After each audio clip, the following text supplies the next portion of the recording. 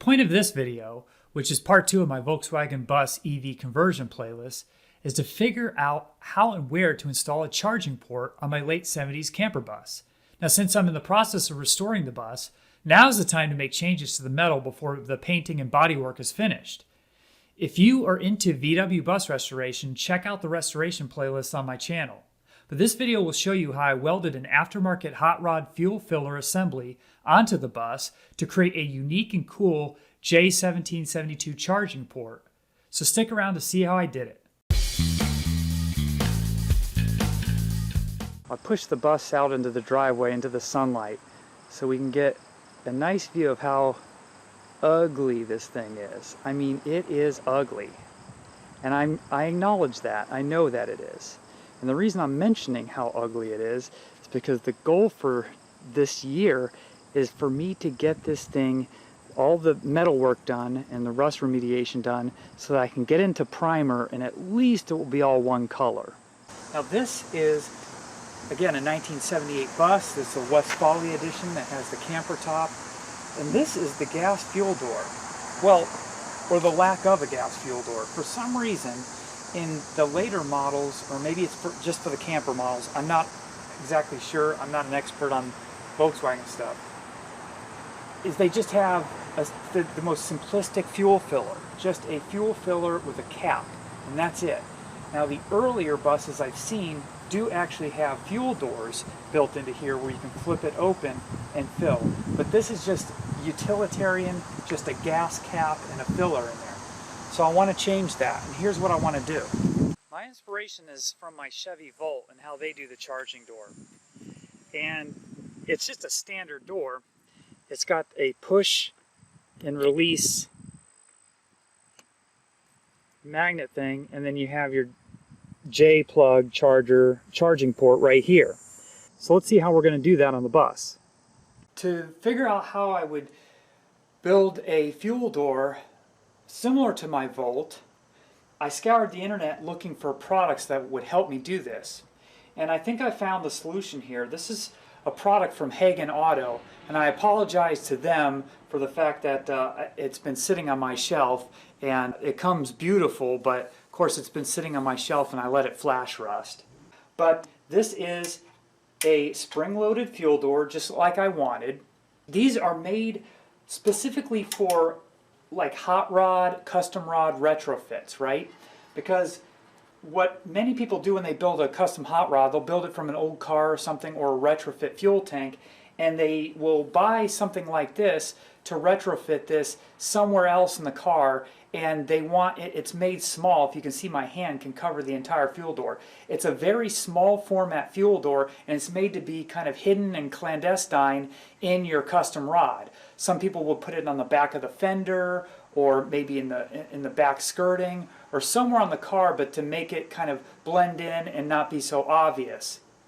Now, the way this would work great as a electric car fuel door is just the fact that it's got this 2-inch opening that is quite compatible with a J1772 plug. Now, when they sell these for people that are using these for fuel purposes, what the extra piece that this comes with is a sleeve that goes in here, which would come out the back, a 2-inch sleeve for your fuel filler to attach to, as well as a custom designed filler, which is, it's made to look like a fuel cap, and I'll flash a picture of it. It's made to look like a fuel cap, but it actually is a non-removable thing, and it has a little door in the middle that the gas filler goes into. So that's how they can get away with making such a small design, and you know, it's impossible for an actual fuel cap to like twist out of here. So it's a really unique and cool design. The other thing when you're looking to buy these is they have lots of different models. Now see, they make them in round, square, or rectangle. And of course I bought the rectangle because just to make sure I had enough space for my J plug inside of here. But they also sell of them, not only those 3 formats, but every permutation also of either this is the 90-degree straight back, or there's a triangular back that wherein the filler will come out at a 45-degree angle. Initially, I tried the 45-degree angle and it would not work, and I'll show you later as I show how we mount it to the car. But for the purposes of what I'm trying to do here on the Volkswagen, you go with the 90 degrees if you're following this along and doing the same thing. The other options they come with is, notice that it is flat, the top of this, which by the way this is just cold rolled steel that you will be belt welding in. This is completely flat. They make it in two other radiuses where this top part is already radiused.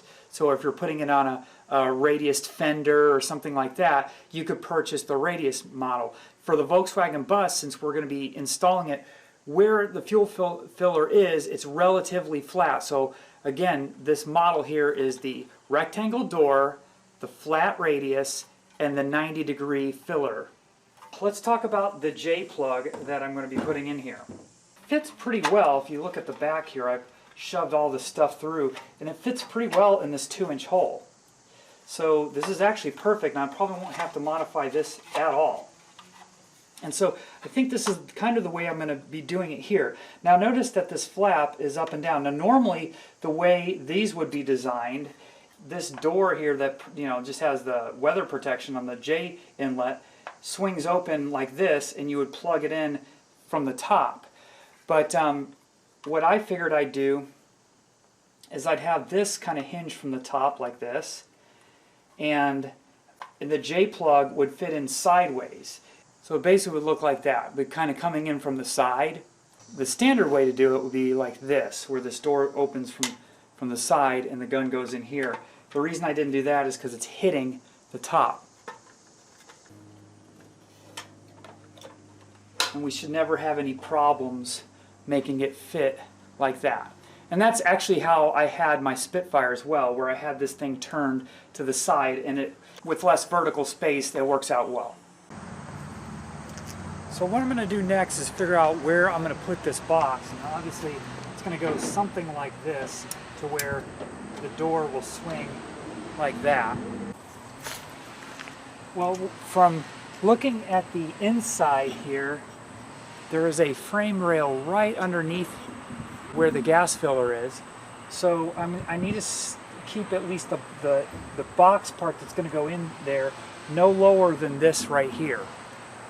From the back side, I have about 1 inch of flange that has to go over, and I'd rather not go too far close to the seam here. So I'm going to keep this about 1.5 inches away, so that the flange ends up, well, maybe 2 inches away, so that the flange ends up somewhere right here.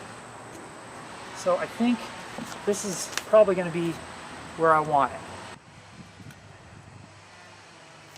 So I got my line drawn. I squared it up as good as I think it needs to be right there. But I left about 1/16 of an inch all the way around, so where I could fine-tune the squaring when I go ahead and open that up.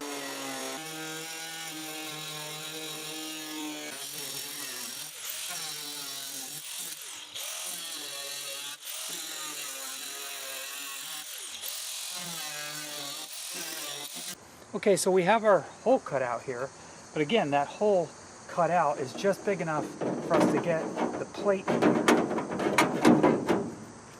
Obviously, I don't want to flange weld this in. I don't want this raised. I want this integrated into the body. So we're going to use the cut and butt technique. Okay, well, I have the metal prepped both inside and outside, and I remeasured again to make sure it's square, put these magnets in to kind of hold it where I need it. I'm going to try to tack the corners first, and maybe some tacks in the middle, but just get about 6 tacks on there.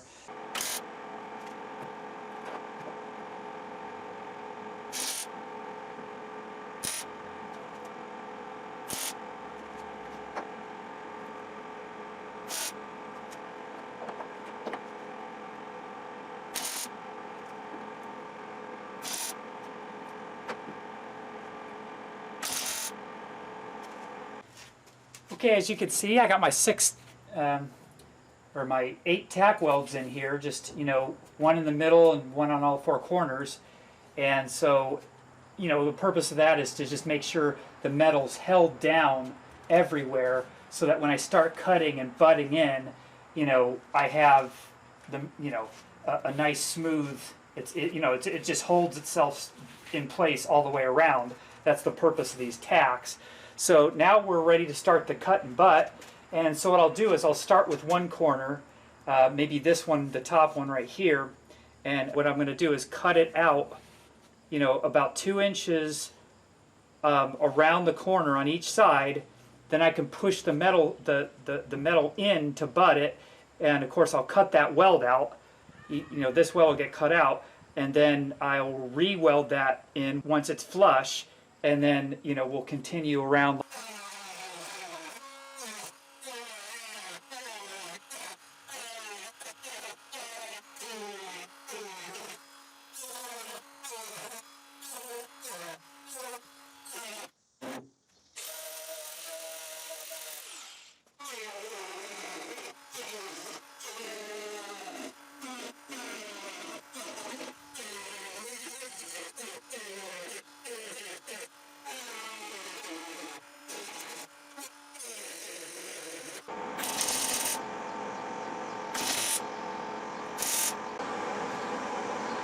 So as you can see, I've got this cut out.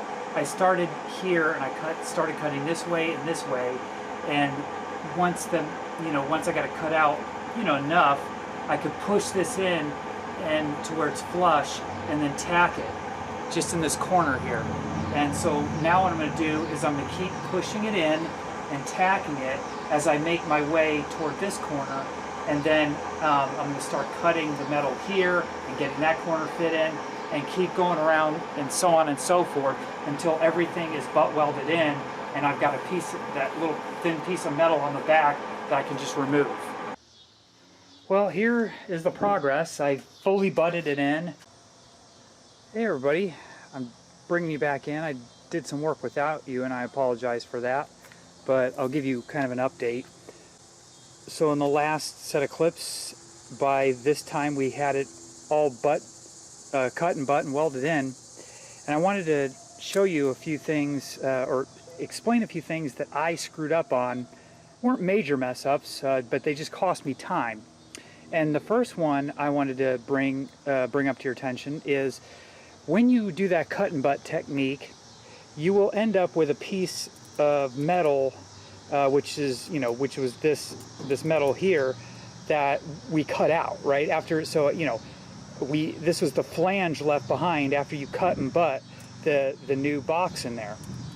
Well, unless you just want this flopping around inside there, you need to pull it out. Well, the problem I had is, and I'll show you a little bit of a film of this, there's a rib going right across here, just behind the body skin, and that was holding the bottom of this in.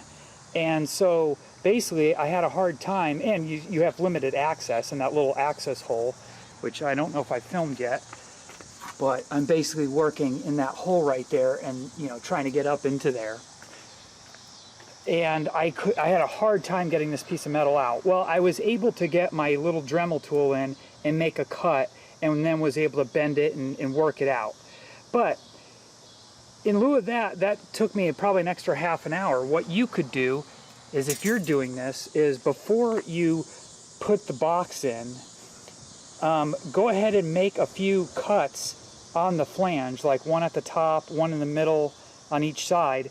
And that way you don't have to do what I just did, because as you're cutting and butting it, that it'll start coming off in those 3 separate pieces, and you won't have a bear of a time like I did to try to get that out. Okay, so that's mistake number 1, but you know, wasn't a big deal. I still end up doing it. Mistake number 2, again, wasn't a huge deal. I still worked around it, but notice that first of all, this white stuff all over here is port 15 patch, which I just probably should explain, because you're probably wondering what it is. Port 15 patch. I have another video on this, but it's basically a seam sealer and a small patcher, and I use this on places I weld or whatever, and it makes a great seam sealer. It's an epoxy patch with the port 15 rust inhibitor in it, so it's great for body work and stuff where you might need to fill in pinholes, whether it's made from welding or seam sealing, and it's rust preventative. So anyway, that's what all this white stuff is. So after all is said and done, I'll just sand it down. And but anyway, there's a hole in here. Now notice that hole is there. That is, I realize that this fuel door needs to allow for water removal because there's a gap all the way around it and it's not sealed. So if you're just washing the car, you're going to get water all up in there and it has nowhere to go really. Well, so I drilled that hole there, and what I was able to do is I took a piece of tubing off this air tubing that I won't need, and I think you can put a 5/16 tubing on that. Well, anyway, so I welded a piece, and I'll show you that up in there, show you a film of that up in there. And so I was able to drill a hole and get that piece up in from the bottom and hold it there and weld it in. Well, it was a pain to do that. Obviously, it would have been a lot easier to get that little piece of the steel tubing, the hole drilled and that welded in on the bench before I even went to install that. The other thing I did was I welded in another piece of that tubing. I drilled a hole, if I can back out a little bit, that's in the battery tray area in the corner there. And I've got another piece of that tubing in there. It's sticking out halfway, and then the other half is sticking out below the fender, or below the corner panel.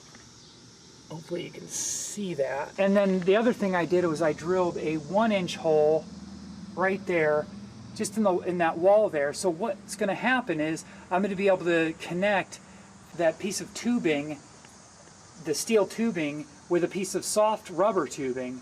And so that will provide a way for the water to get out of the gas door area and drip down and out of the bottom of the car. And here it is with the vinyl tubing attached, going through that 1-inch grommet and down through the battery tray. And here's the final reveal.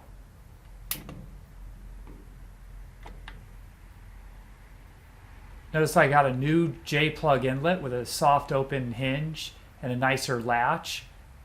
Also, you'll notice the car is actually primed. It's not filled yet, but it does have some primer on it to seal it up from rust. And now what I'm going to do is I'm going to take a cup of water and pour it in here just to simulate what would happen if this got flooded, and just see if everything's working.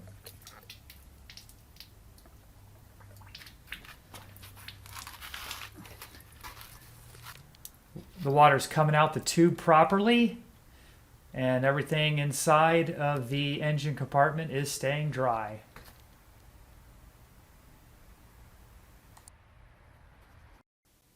Well, I'm happy with that, and that completes the part 2 of my EV conversion of this VW bus. Again, we're just on part 2, so we're at the ground floor here, and there's still a lot more content to come, so please hit that subscribe button to follow along. Also, leave comments. I'd love to hear your thoughts and answer any questions you might have, and also like and share the videos as you see fit. Thanks a lot for watching. See you next time.